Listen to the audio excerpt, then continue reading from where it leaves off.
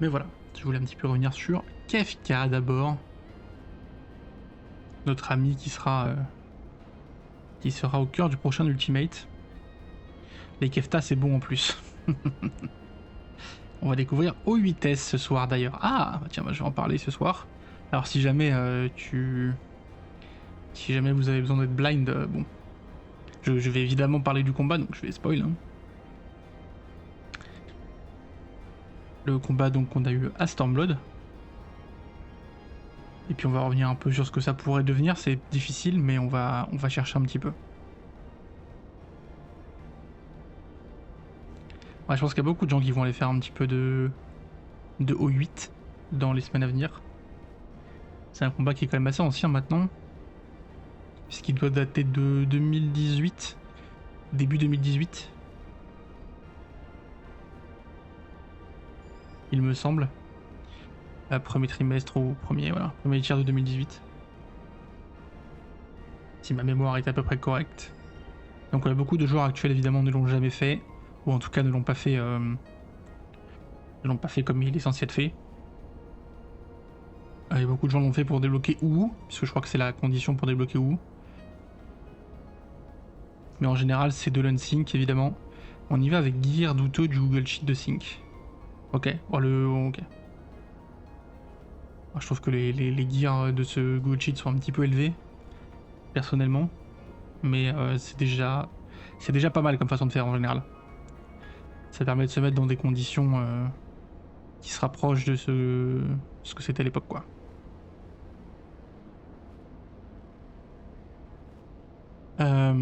Hop. Bon, nous on va parler un petit peu du combat. Vous n'êtes pas sans savoir que le 2 juin, à l'occasion du patch 7.51, sortira Dancing Mad Ultimate. La communauté est encore en train de se battre pour savoir s'il faut appeler ça DMU ou UMAD. Donc je ne vais pas trancher ce débat ce soir. Mais en tout cas, voilà, je vais appeler ça Kefka Ultimate pour ce soir.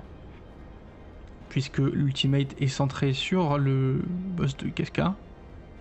Donc on a déjà vu à Stormblood dans un mode sadique lié au raid Omega. Il était le dernier boss du deuxième tiers de ce raid. Et c'est sans doute le meilleur combat sadique de cette extension. Ou un des meilleurs combats. Au 12 est très bien aussi. Mais c'est vraiment un des meilleurs. Un des plus poussés. Et voilà, c'est un de ceux qui a fait du bien à Stormblood. Et donc comme je disais, beaucoup de gens l'ont fait pour débloquer Uwu, mais en général en unsync. Peu l'ont fait, peu de joueurs récents l'ont fait à l'époque, ou alors dans des conditions qui reproduisent un minimum celle de l'époque. Donc on va repasser un peu sur le combat, pour voir un peu ce que ça peut être. Square Enix a quand même signifié que l'Ultimate serait centré autour de Kefka. Donc a priori on n'aura pas d'intervention majeure d'autres boss de son propre tiers, qui était donc le train fantôme, le démon Shadarnouk et le gardien, pour ceux qui ont fait ces combats. Et on ne devrait pas non plus, en tout cas pas trop, avoir d'intervention des boss que vous voyez derrière moi actuellement, à savoir Sephiroth, Sophia et Zurvan. Qui sont liés à ce boss dans le lore de FF6, mais pas du tout dans le lore de FF14 quoi. Donc difficile de savoir exactement ce qu'on va avoir. Kefka dans le jeu actuel il a que 2 formes. Dans les raids normaux il en a qu'une seule, c'est une forme un peu de clown, littéralement. En mode sadique il a une deuxième forme, qui est God Kefka, qu'on va voir aussi tout à l'heure. Ça reste difficile d'imaginer comment faire un ultimate avec uniquement 2 formes, sachant que les ultimates actuels sont formés de au moins 5 phases. C'est difficile d'imaginer moins. Top il y en a 6, DSR il y en a 7 même. Sachant que bon, on a du coup les 2 formes existantes de Kefka et on a la forme inédite à l'Ultimate, parce que l'Ultimate a toujours un boss un peu inédit à la fin, bah ça fait que 3 formes, ça fait que 3 phases. Allez, on peut rajouter une phase d'ad ou une phase d'intermission au milieu. Bon, ça en fait 4. Pas évident de voir comment faire un Ultimate entier avec ça. Donc pour l'instant on est un peu dans l'expectative de ce que Square Enix a construit autour de Kefka. On verra bien, je suis assez curieux de voir ce qu'ils ont fait avec le personnage parce que si c'est un boss qui est apprécié dans F14 parce que c'est un très bon sadique et qu'en plus c'est un boss qui est apprécié parce qu'il a son rôle dans FF6, faut reconnaître que dans 14 il a un rôle dans le lore qui est purement et simplement inexistant. Il est simplement une créature invoquée par Omega qu'elle a rencontrée au cours de ses voyages pour nous affronter. Il n'a rien de spécial, rien de particulier, il est comme tous les autres qu'on affronte. Si ce n'est qu'il arrive plutôt à la fin, donc on comprend que c'est un des plus grands adversaires qu'Omega ait rencontré, mais c'est tout quoi. 4 faces comme Ti, je ne pense pas. À mon avis, ce genre de design est un peu daté. Je vois pas Square Enix revenir vers des designs à la Ti. En tout cas, je l'espère pas. Fru déjà avait une vibe un peu ancienne. Et c'est au cœur des problèmes qu'a Fru. Donc j'espère qu'on se dirige plutôt vers quelque chose qui ressemble à DSR ou Top. Mais il va falloir trouver de quoi faire quoi. Trouver de la matière pour construire un fight entier. C'est le B1. Bonjour Moon Moon. Ça risque d'être assez difficile. Bon, quoi qu'il en soit, on va revoir un petit peu le combat qu'on a à Stormblood. C'est des combats qui ont beaucoup vieilli, c'est des combats qui ont 8 ans maintenant.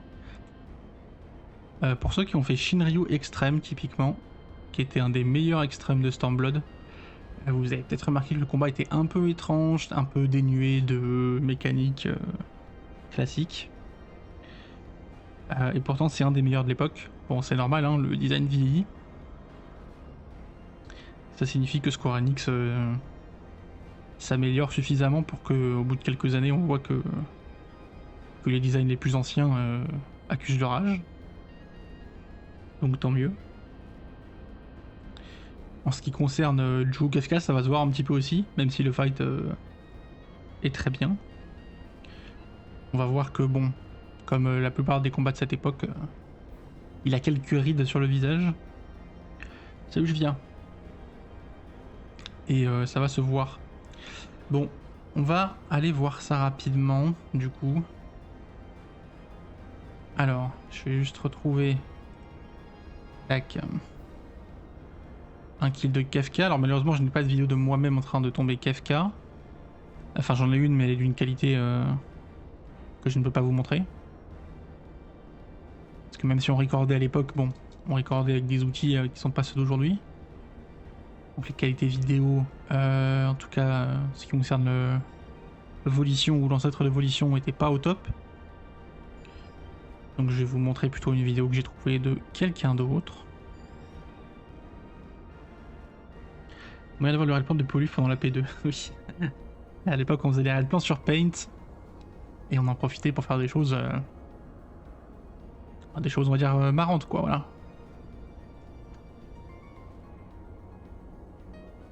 Donc, Kefka, comme je le disais, c'est... Hop. C'est le deuxième combat, enfin c'est le dernier combat du deuxième tiers de Stormblood. C'est un des meilleurs de cette extension, en excluant les Ultimates bien sûr. À égalité sans doute avec O12, pour ma part, mais je pense que pour beaucoup c'est lui le meilleur. Un fight en 2 parties, comme on a beaucoup en sadique, même si c'est pas tout le temps. On savait s'amuser chez PJPS, exactement. Donc voilà, Kefka qui balance quelques phrases du type je suis le boss machin, je vais vous écraser. C'est exactement les phrases qu'il a prononcées dans ce que nous a montré Square Enix lors du FanFest de Anaheim. Donc il n'a pas l'air d'avoir changé de phrase en arrivant. Donc pas de changement en tout cas immédiat dans ce qui se passe dans le lore a priori. Donc dans le Sadique, évidemment, on débarque. C'est un peu le tournoi géant d'Oméga pour savoir qui est l'adversaire le plus puissant.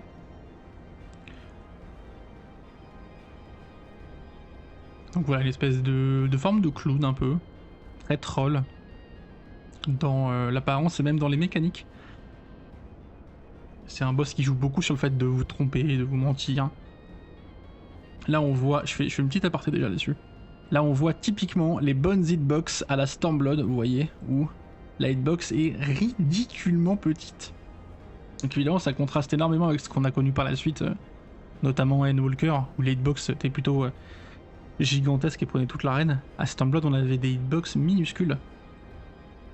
Ce qui a posé quand même pas mal de soucis, alors soit d'uptime, soit de gestion de la mécanique.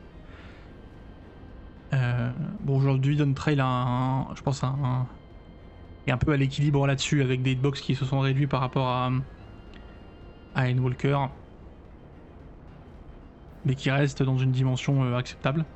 C'est quoi tous ces inputs pendant le timer en Astro? Oui, alors voilà, on va pas parler de ça aujourd'hui, parce que chaque chose en son temps, mais oui, le design des jobs, vous le savez, a beaucoup évolué. Si vous êtes là depuis longtemps, vous savez que on a beaucoup perdu d'input dans la gestion des jobs.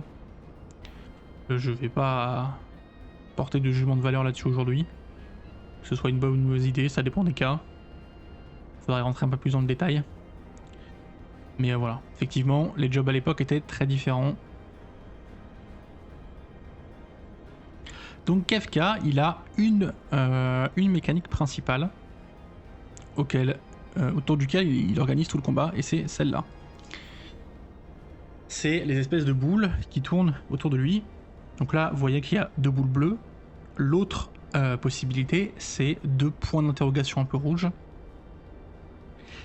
Et ça indique si la méca qu'il annonce est une méca réelle ou si Kefka est en train de vous mentir. Lorsque les boules sont bleues, ça indique que la méca est réelle. Lorsque les boules sont des points d'interrogation, ça indique que Kefka est en train de vous mentir. Et il va faire ça sur la plupart de ses mechas. Et il faut interpréter à chaque fois correctement. Là, en l'occurrence, il a placé des marqueurs sur les joueurs. Ça signifie que c'est un spread. Alors c'est un peu bizarre comme marqueur de spread, mais c'est un marqueur de spread à l'ancienne. Et Kefka annonce que la mecha est véritable, c'est donc véritablement un spread. S'il avait annoncé que c'était un mensonge, cela veut dire que ça aurait été un share du coup, puisque l'inverse d'un spread, c'est un share. Et Kefka va organiser son combat principalement autour de cette mécanique centrale de je dis la vérité ou je dis des mensonges.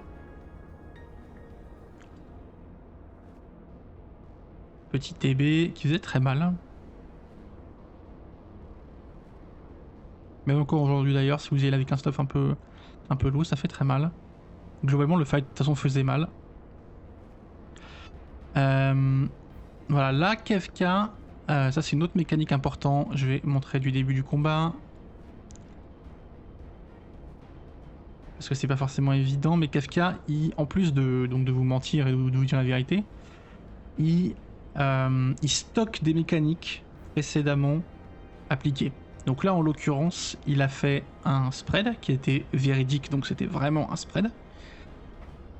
Et il va rebalancer la méca plus tard, exactement de la même façon qu'il l'a fait au début. Donc si ça avait été un spread, c'était un spread. Si ça avait été un share, ça aurait été un share, etc., etc. Donc il faut retenir que là, vous avez eu un spread. Il va beaucoup faire ça, c'est en fait qu'il joue beaucoup sur la mémoire. Alors évidemment, il invoque sa statue avec les images de la triade guerrière.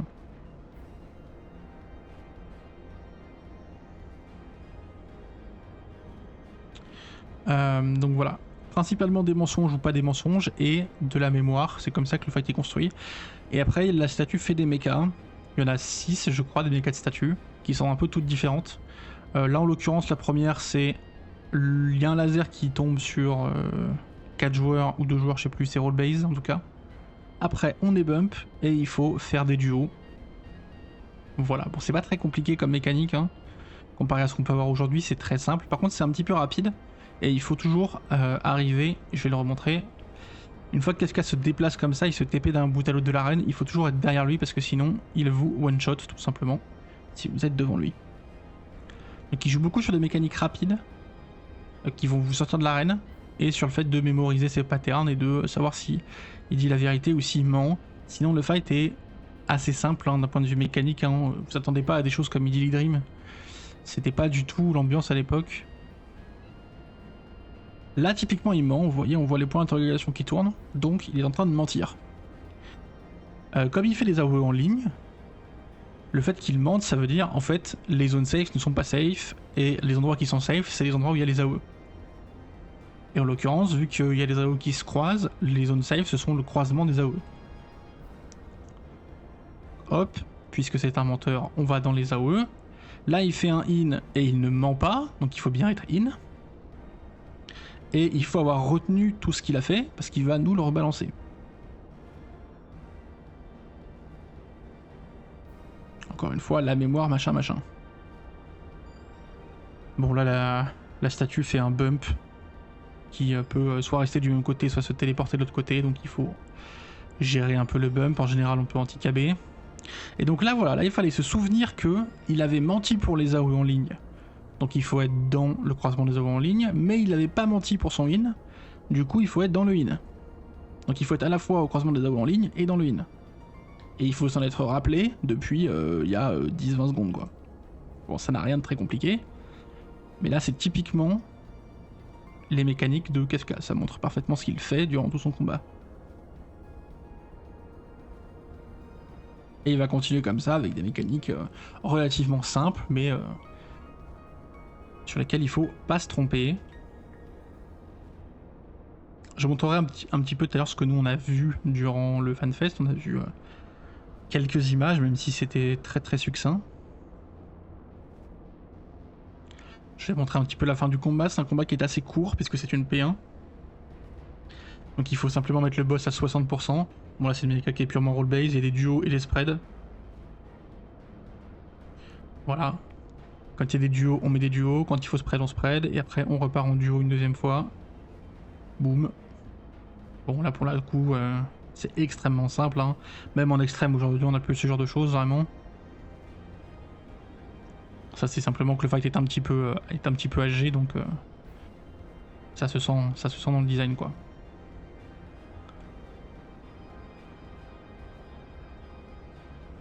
Je vais vous montrer jusqu'à la fin du combat. Encore une fois, le combat est plutôt court. On est déjà à plus de la moitié alors que j'ai fait pause tout le temps. Là c'est un cher et il dit la vérité, c'est donc un cher.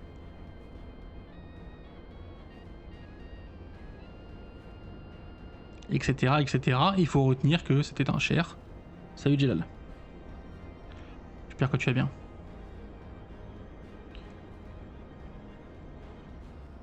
Bref, vous avez l'habitude maintenant.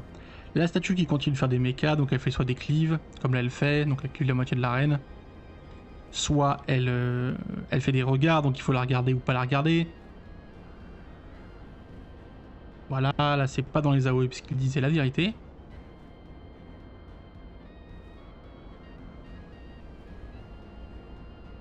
Dommage qu'on n'ait pas tes POV de l'époque, je les ai mais elles sont d'une qualité vidéo qui est pas montrable.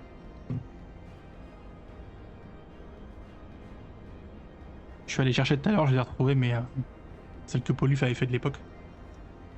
Mais elles sont... la qualité vidéo est trop faible.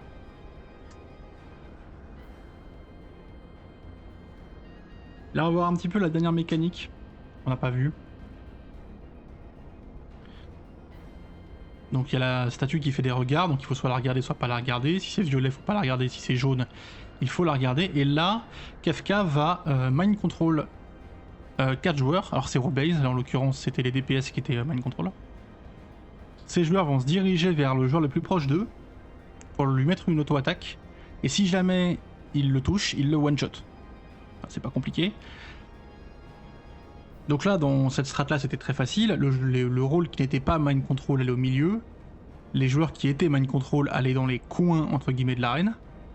Alors c'est un cercle, mais vous avez compris ce que je veux dire. Et il faut juste pas se faire toucher, donc il faut que bien être au bord de l'arène pour que le mind control fade avant qu'on arrive vers ceux qui sont au milieu. C'était typiquement une méca où si vous aviez mis votre sprint, vous alliez tuer tout le monde du coup, puisque vous couriez avec le mind control vers vos potes, ce qui a été un peu terrible.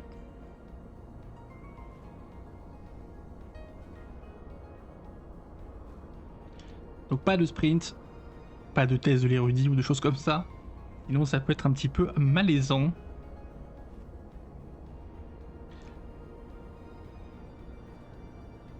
Et en gros, le combat est terminé. Je crois qu'il y a un peu une dernière méca, mais il me semble qu'il n'y a rien de fou. Voilà, il continue de nous mentir. Donc on va dans les AOE. Encore une fois, c'est sa mécanique principale. Là, il dit la vérité. Bon, on a eu 2 fois le même pattern. In au croisement des AOE.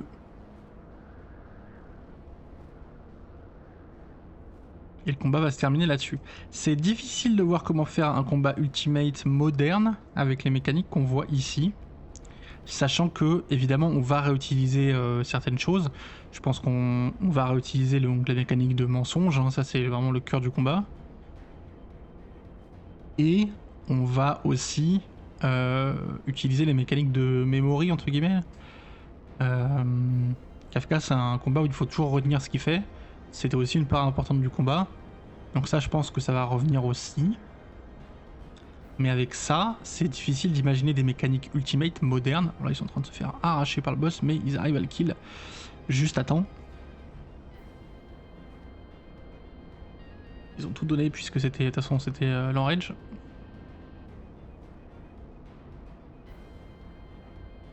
Et ils vont passer en P2. Bon, pour revenir au début du combat, j'ai quand même pas mal de mal. Pas mal de mal, oui, merci Daga. J'ai beaucoup de mal à voir ce que ça peut donner en ultimate. C'est évident qu'on aura les mécaniques avec la statue qui font des choses et qui forcent les joueurs à faire les mechas parce que c'est un peu les seules vraies mécaniques du combat en fait, celle de la statue. Il faut aller se placer, on se fait bump, il faut share, machin. Donc c'est les seules mécaniques qui sont modernes, on va dire. À côté de ça, on va rajouter la mécanique de mensonge et la mécanique de mémoire. Mais ça ne suffit pas du tout à faire un combat ultimate d'aujourd'hui, quoi. Même si c'est la P1 du combat et qu'elle est peut-être un petit peu plus facile que ce qu'on voit par la suite, c'est pas évident d'imaginer un combat qui fasse ultimate avec ça. Donc c'est difficile de voir ce qu'on peut faire. Pour vous montrer peut-être un petit peu ce que Square Enix eux nous ont montré sur ce fight. Alors c'est très très léger, on a vu quelques secondes. Et je peux quand même vous montrer un petit peu. Donc ça c'est ce qu'on a vu au FanFest. Kefka nous lance la même phrase exactement que ce qu'il lançait dans la simulation sadique.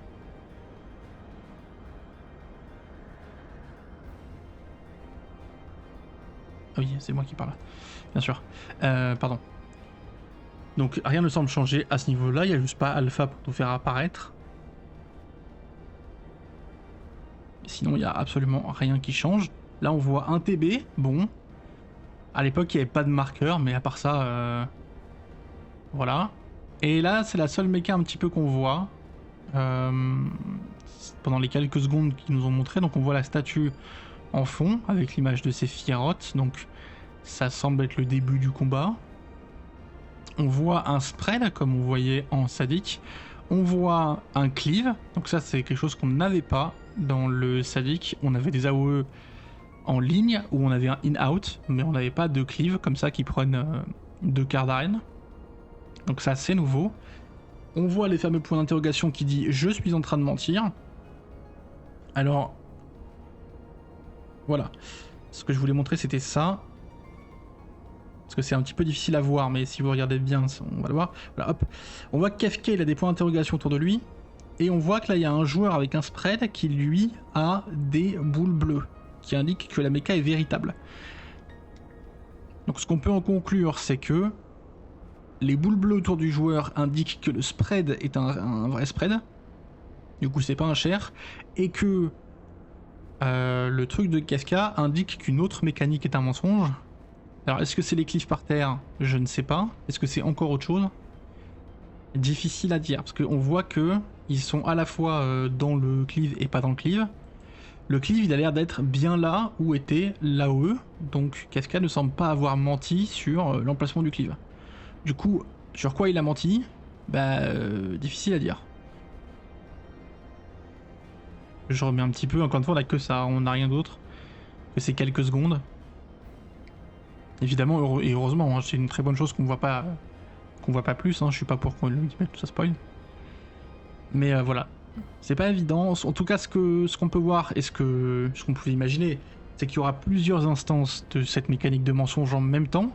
Donc il faudra déterminer en même temps quelles mécaniques sont des mensonges, quelles mécaniques sont des vérités. Arriver à tout résoudre en même temps.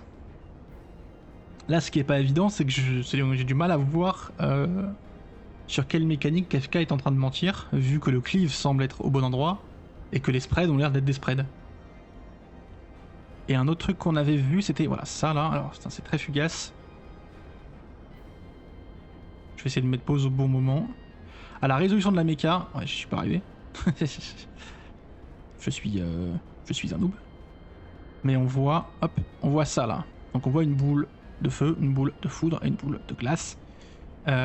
J'imagine que ça représente un peu les 3 mechas que fait Kafka. Et que ça peut nous dire laquelle est un mensonge, laquelle est une vérité, etc. En tout cas, j'en sais rien, mais ça semble être lié à ça, quoi.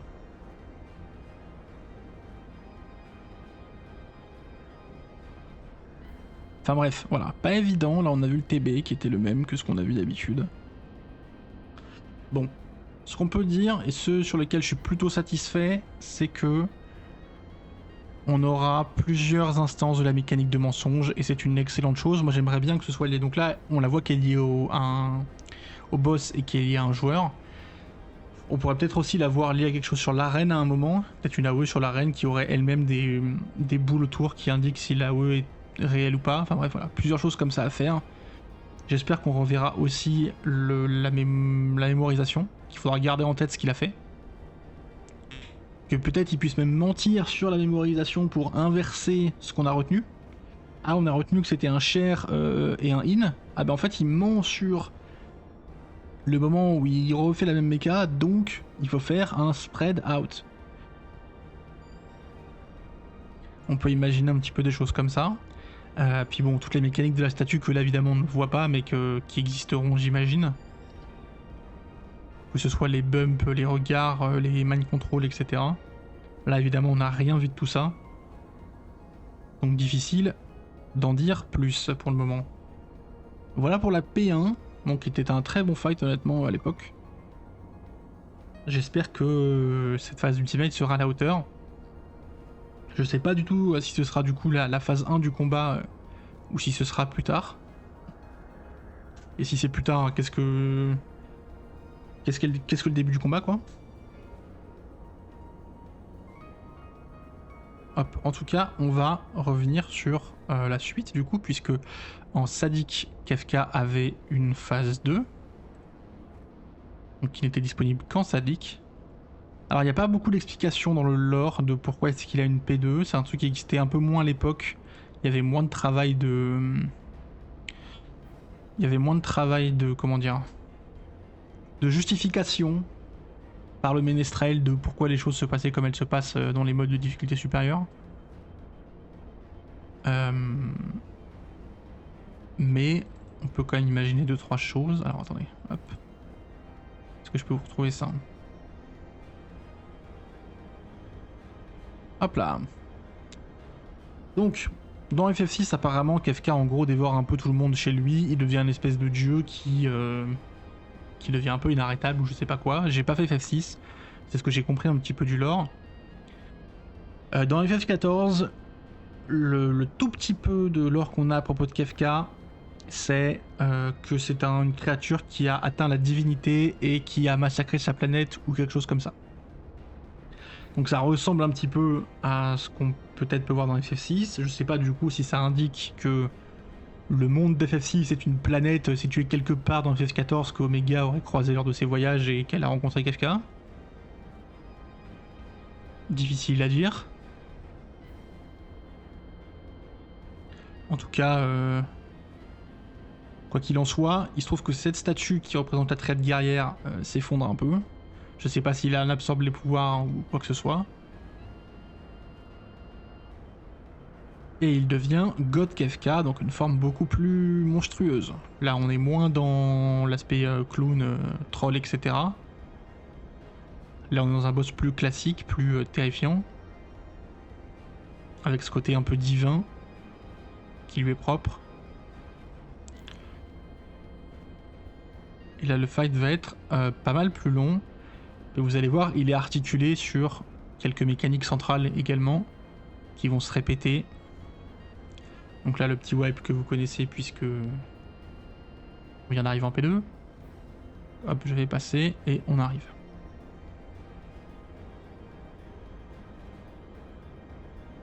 Donc déjà, c'était un fight qui était assez tendu au niveau du healing à l'époque. Et je dis bien à l'époque, si vous y allez aujourd'hui pour l'avoir plusieurs fois fait en heal, bon, c'est pas si dur que ça en fait, mais à l'époque, ça l'était. Notamment parce que, voilà, hop, Heartless Angel, je me souviens plus du nom en français, mais tout le monde est à 1 PV dès le début du combat, bonjour. Et ça, il va le refaire beaucoup de fois. C'est un boss qui aime bien vous remettre à 1 HP. Et vous faire un red white juste après, parce que sinon, c'est pas fun.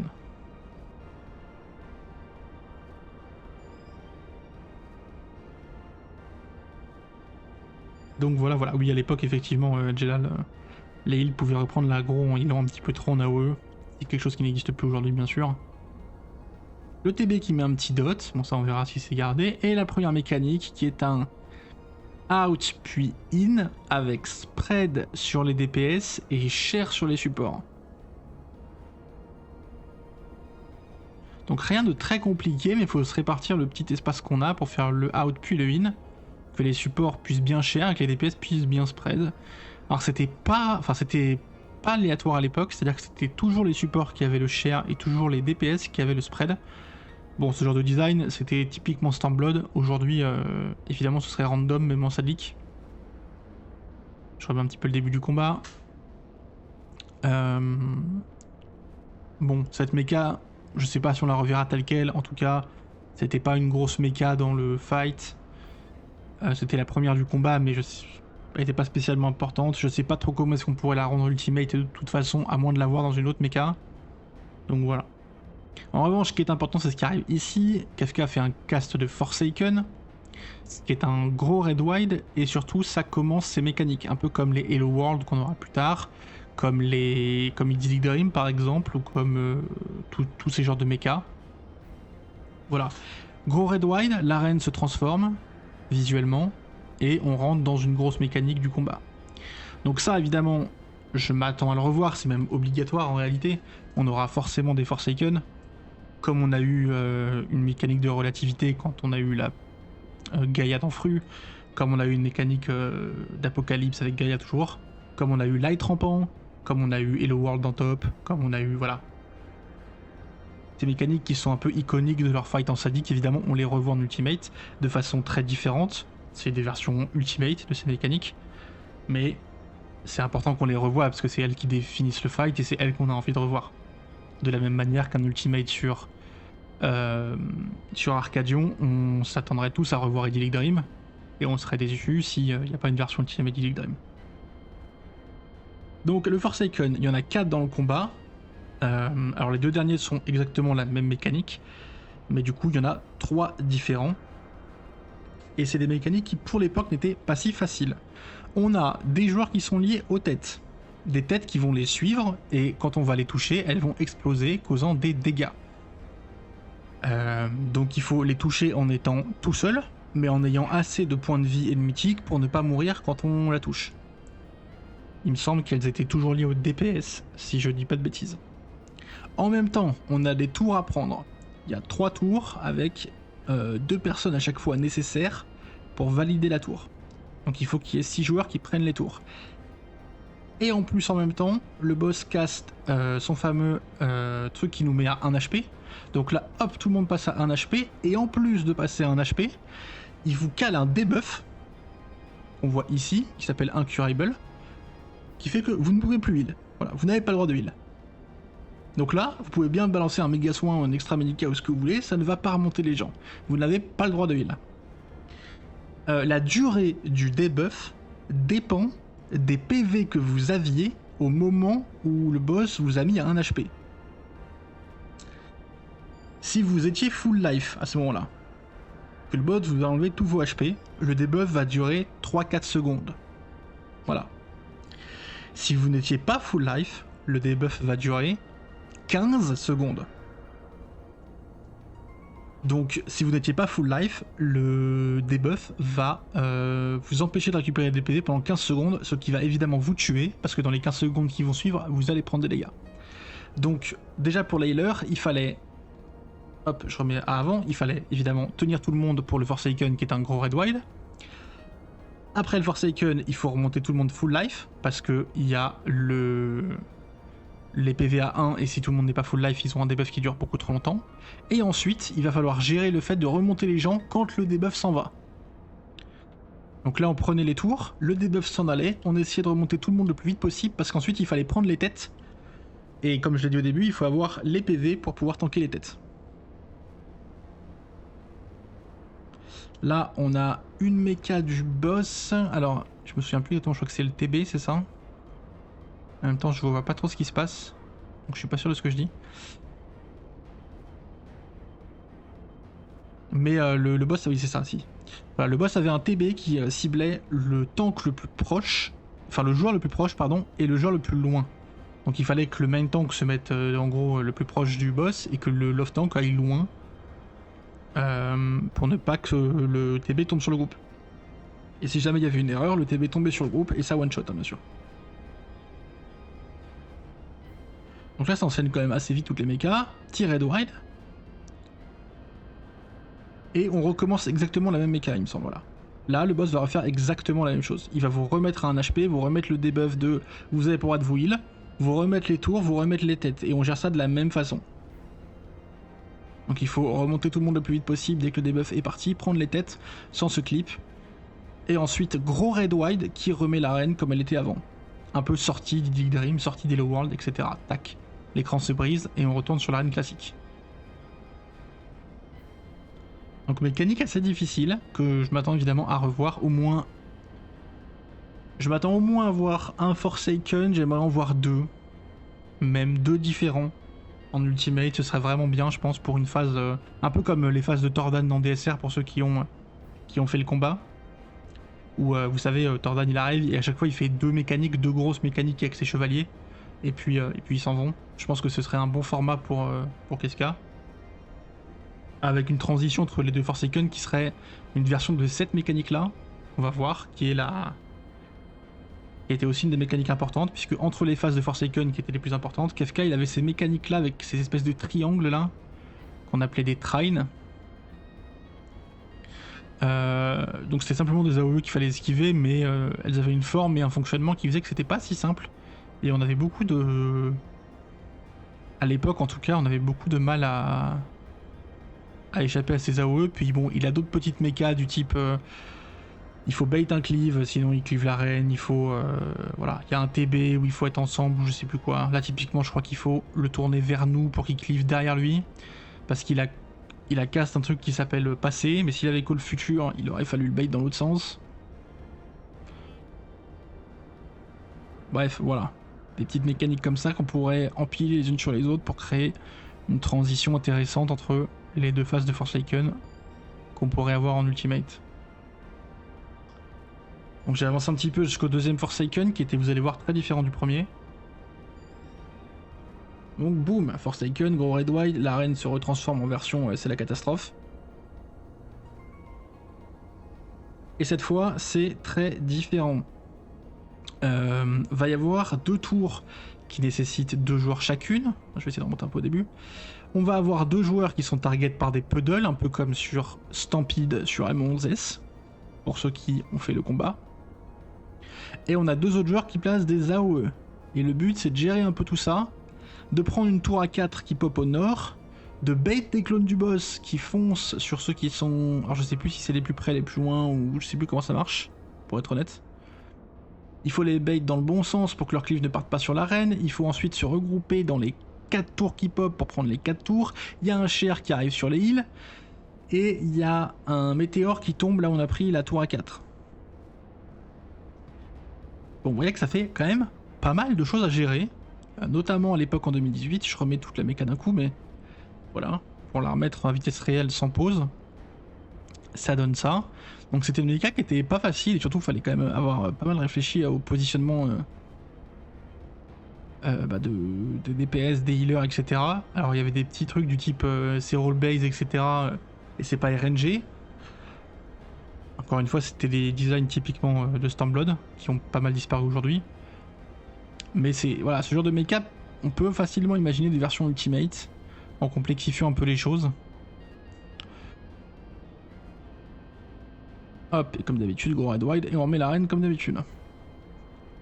Donc le combat est vraiment construit comme ça, hein, autour des phases de Forsaken qui font le cœur du combat, et puis des petites transitions entre chaque. Et c'est ce que je m'attends à revoir en Ultimate. Comme je disais, j'espère voir plutôt une phase avec on va dire 2 Forsaken et une transi entre les deux. Je pense que ce serait le bon format. Pour permettre de voir un peu tout ce que le boss faisait à l'époque sans que ce soit trop long. Hein. Le but c'est pas d'avoir un combat qui fait 10 minutes vu que ce ne sera qu'une seule phase dans un Ultimate qui en comporte 4, 5, 6, quelque chose comme ça. Et donc bon, j'avance un petit peu, à nouveau les trines, fameux triangle, et on arrive sur la dernière méca puisque le 3ème et le 4ème Forsaken sont les mêmes. C'est exactement la même mécanique. Je pense qu'évidemment à l'époque était un petit peu dommage. Je pense qu'ils n'ont pas eu le temps de en faire 4 complètement distincts, donc ils ont répété. Retour de la statue. Là cette fois, voilà, méca de type, il y a des joueurs qui se font bump, il faut prendre toutes les tours. On mélange un peu tout en fait. C'est un peu un mélange de tout ce qu'on a vu précédemment, là, même dans la P1 d'ailleurs. Là on a le mind control de la P1 sur des joueurs qui sont endormis au milieu et qui doivent prendre les tours. Les joueurs mind control doivent évidemment pas toucher les joueurs. On a le retour du fameux debuff de heal qui va vous empêcher de vous heal, le retour des têtes, comme on a vu sur le premier Forsaken. Bref, on mélange tout un peu en même temps à la suite. C'est un peu la méca ultime. Hein. Est-ce qu'on la reverra en ultimate? Incroyable jeu de mots. Le fameux TB. Ensuite, il faut tourner le boss correctement pour qu'il puisse cleave une moitié de l'arène, parce que la statue cleave une autre moitié d'arène. Bref, vous voyez que cette méca elle dure quand même assez longtemps. Surtout pour du sadique à l'époque. Là, ça fait un moment qu'ils y sont. Et ouais, ça fait bien le design d'Ultimate, même si évidemment il faut moderniser tout ça. C'est ce que je m'attends à voir en Ultimate. Voilà, c'était un excellent fight, hein. Je vais pas montrer la suite parce qu'il se passe rien. Globalement, le boss refait les mêmes choses. Voilà, ça c'est le 4ème Forsaken qui est exactement le même que le 3ème. Et cette fois, il n'y aura pas de retour de l'arène à la normale, puisque Casca va en rage à la fin de son 4ème Forsaken. Donc il faut avoir terminé le combat. Hop, pour vous montrer ce que Square Enix nous a préparé et qu'on a un petit peu vu au FanFest concernant la P2. Alors cette fois c'est encore plus succinct que ce qu'on a vu sur la P1. On voit encore moins de choses. Qu'est-ce que je fais? Ah oui d'accord, je vais comprendre mon problème. Hop. Donc ça c'était ce qu'on voyait pour la P1. Là hop, on voit un tout petit peu de P2, vous allez voir. Donc tac, on voit les fameux triangles. Donc on voit les ailes de Casca qui brillent pour indiquer l'éventuel TB. Donc ça c'est typiquement ça pourrait être du sadique honnêtement. Hein. Si ce n'est que je crois qu'il n'y a pas les deux en même temps, mais ça pourrait vraiment être du sadique.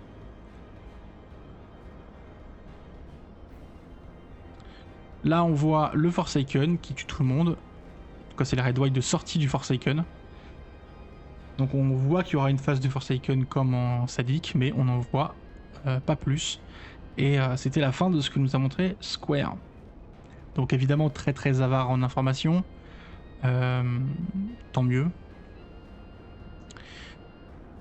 Moi je préfère avoir un Ultimate où on sait pas trop ce qui se passe. Histoire qu'on soit pas spoil par ce qu'on peut voir. Fru, on avait malheureusement vu le design de Pandora sur l'affiche du patch 7.1, que j'avais trouvé assez dommage. Là pour Ultimate de Kafka, ils n'ont pas fait cette erreur. On en a vu assez peu, on a vu que les deux phases qu'on connaissait en sadique, et en termes de mécanique, on a vu très peu de choses. Ce à quoi on peut s'attendre, c'est un combat de Kafka qui garde sa mimique de mensonge, qui en met plusieurs en même temps, et qui continue ses mécaniques avec les statues.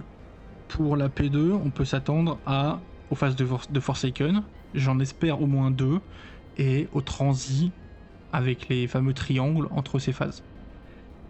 À côté de ça, est-ce que ce sera le début du combat en mode, voilà, le ménestrel nous fait d'abord commencer par ce qu'on a déjà vécu comme dans la plupart des Ultimates,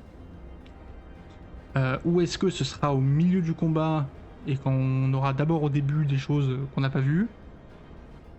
Comment est-ce que Square Enix va articuler le fait d'avoir ensuite un boss par-dessus tout ça, un espèce de super God Kefka?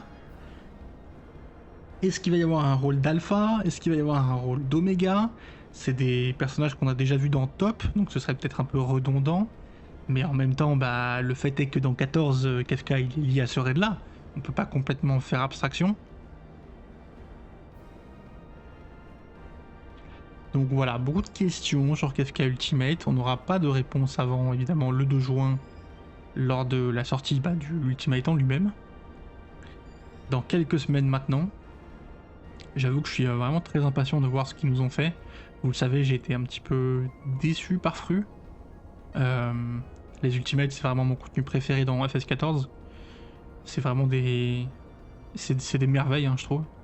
Et Fru m'avait un petit peu déçu. Je trouvais que c'était... Voilà, c'est le seul Ultimate où j'ai trouvé qui faisait pas vraiment progresser le jeu.